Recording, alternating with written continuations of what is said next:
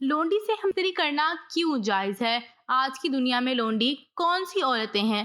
لونڈی سے ہمدردی کرنا کیوں جائز ہے؟ لونڈی کسے کہتے ہیں؟ کیا آج کے دور میں لونڈی رکھی جا سکتی ہے اور اس سے ہمدردی کرنا کیوں جائز ہے؟ ضرور جانیے۔ بسم اللہ الرحمن الرحیم۔ لونڈی کیا ہے اور اس سے ہمدردی کرنا کیوں جائز ہے؟ اکثر ہمارے معاشرے میں پوچھا جاتا ہے کہ لونڈی کسے کہتے ہیں؟ لونڈی وہ ہوتی ہے اور اس سے ہمدردی کرنا کیوں جائز ہے؟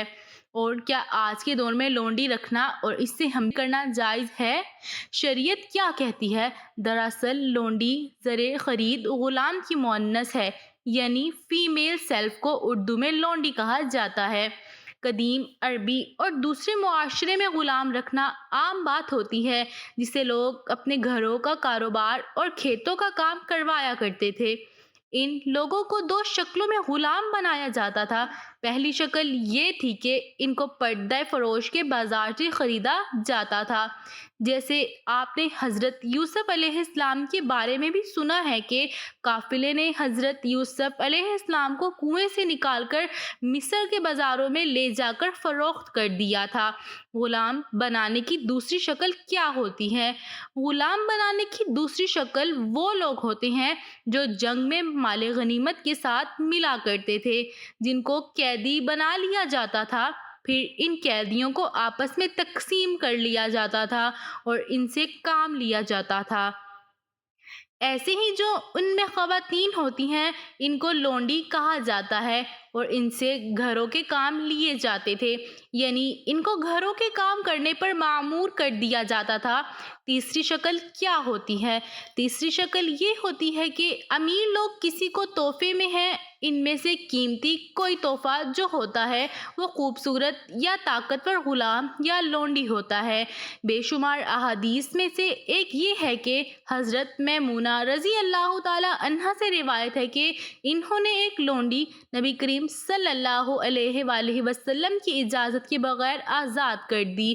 نبی کریم صلی اللہ علیہ وآلہ وسلم کی باری ان کی طرف آئی تو انہوں نے آپ صلی اللہ علیہ وآلہ وسلم کو بتایا کہ میں نے اپنی لونڈی آزاد کر دی، جس پر نبی کریم صلی اللہ علیہ وآلہ وسلم نے فرمایا، اگر وہ لونڈی تم نے اپنے ننیال والوں کو یعنی اپنے خالہ ماموں کو تحفے میں دی ہے تو تم اس کا زیادہ اجر و ثواب ملے گا۔ یعنی لونڈی کو آزاد کرنے کے کام کو اس دور میں بڑا اجر و ثواب مانا جاتا تھا اور یقیناً بہت بڑا اجر ہے اور بہترین صدقہ ہے۔ لونڈی کسے کہتے ہیں یہ تو سمجھ میں آ گیا۔ اب میں آپ کو بتاتی ہوں کہ لونڈی سے ہم بستری کرنے کو کیوں جائز کہا گیا ہے۔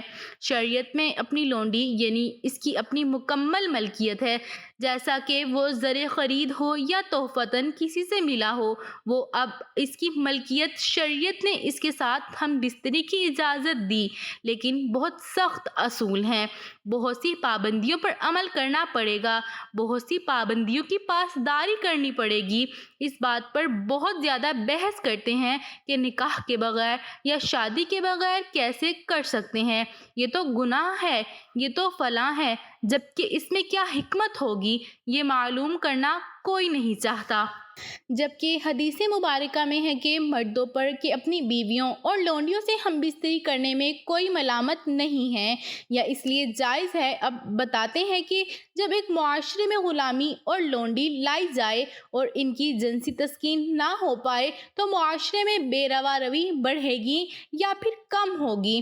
اس لیے مالک اپنے غلام عورتوں سے ہم بستری کر لیا کرتے ہیں، لیکن بہت زبردست اصول ہیں جن پر عمل کرنا پڑتا ہے، چونکہ اس کا دن روایت کو اسلام نے ختم کرنا تھا اور انسان کو غلامی سے نجات دلانی تھی۔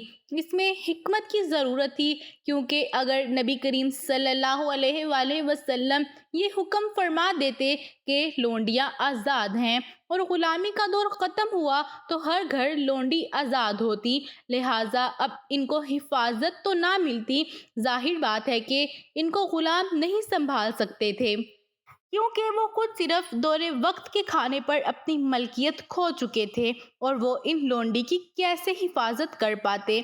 سمجھ میں آنے والی بات ہے کہ اس صورت میں معاشرے میں برائی اور فحاشی عام ہو جاتی تھی، جبکہ مقصد کیا تھا؟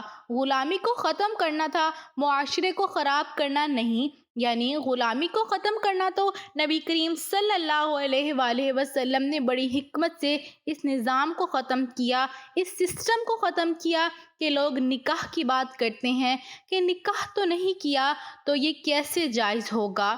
نکاح بھی تو نبی کریم صلی اللہ علیہ وآلہ وسلم کی سنت ہی تو ہے۔ اگر نبی کریم صلی اللہ علیہ وآلہ وسلم نے لونڈی کو نکاح کے بغیر جائز وقت قرار دیا تھا تو اس طرح اگر مالک اپنی لونڈی سے ہم بستری کر لے تو یہ بات اس پر لازم ہوگی کہ اب وہ اس کو بیچ نہیں سکتا، یعنی کہیں اور فروخت نہیں کر سکتا، چاہے اسے کتنی ہی قیمت کیوں نہ مل جائے، اور اس سے پیدا ہونے والے بچے آپ کے بچے ہی کہلوائیں گے، غلام کے بچے نہیں، اور آپ کی جائیداد میں برابر کے حقدار ہوں گے۔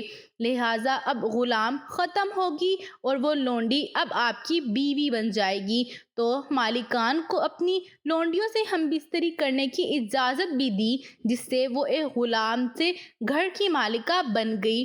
دیکھیں کتنی حکمت ہے کہ اس بات میں کہ غلام سے وہ گھر کی مالکہ بن گئی، اور ان سے پیدا ہونے والا بچہ بالکل ویسا ہی پہچانا جائے گا، کیونکہ یعنی فلاں شخص کا بیٹا یا فلاں شخص کی بیٹی ہے، تو ان غلاموں کی اولادوں سے سر پر بھی غلامی کا داغ دھیرے ختم ہو جائے گا۔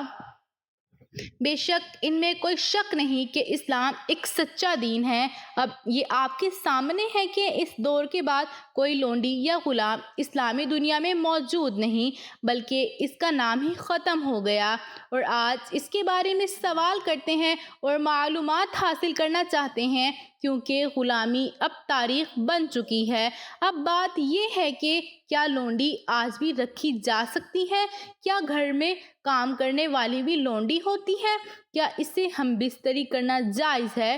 تو سب سے پہلے بات، لونڈی زر خرید ہوتی ہے، تنخواہ دار نہیں۔ سیلری والی جو ہمارے گھر میں کام والیاں ہوتی ہیں، ان کو ہم لونڈی کے دائرے کار میں شامل نہیں کر سکتے، لہٰذا نوکرانی سے ہم بستری کرنا زنا میں شامل ہوگا۔ تو آج کل کے دور میں لونڈی کا تصور اس لیے نہیں کیا جا سکتا کہ زر خرید عورت خریدنا ہی ناممکن ہے جس کو غلامی میں رکھا جا سکے۔ ہاں، اگر زر خرید مل بھی جاتی ہے تو اس سے نکاح کے دو بول پڑھوانے میں کیا حرج ہے؟ اگر آپ لونڈی کو بیوی کی طرح استعمال کرنا چاہتے ہیں اور اس کے بچوں کو پورا حق بھی دینے پر راضی ہیں تو اس کے ساتھ نکاح کے دو بول پڑھوانے میں کیا حرج ہوگا؟ کیونکہ غلامی کا دور تو ختم کیا گیا، اب غلامی کا دوبارہ کیسے ممکن ہے، کیسے جائز ہو سکتی ہے؟ تو امید کرتی ہوں کہ آج کی ویڈیو آپ کو پسند آئے گی۔ دعا ہے کہ اللہ تعالی ہم سب کو شریعت کے مطابق زندگی گزارنے کی توفیق عطا فرمائے، اور ہم سب کو دین حق پر چلنے کی توفیق عطا فرمائے، اور ہم سب کو 5 وقت کی نماز باجماعت ادا کرنے کی توفیق عطا فرمائے، آمین ثم آمین۔ تمام حضرات سے گزارش ہے کہ کمنٹ باکس میں حضور صلی اللہ علیہ وآلہ وسلم کے مبارک ناموں میں سے ایک نام ضرور ٹائپ کریں۔